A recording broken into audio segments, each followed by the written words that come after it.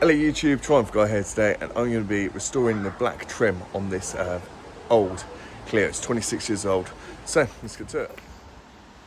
So this is the product I'm personally using. They all pretty much work the same way. In fact, they all work the same way.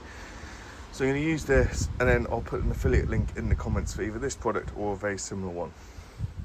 If you do choose to purchase through the link, it will cost you no extra, but I will get a small amount of commission. First of all, shake the bottle well, and then apply a small amount on a lint-free cloth. We're now going to rub the product into any black trim parts. You can use this on the internals and external parts of the vehicle, just not the steering wheel or any controls. Once the product's been rubbed in, all you're going to do is wait 2 minutes and then just rub it off with a clean, dry cloth. To do it around the black trims around the windows.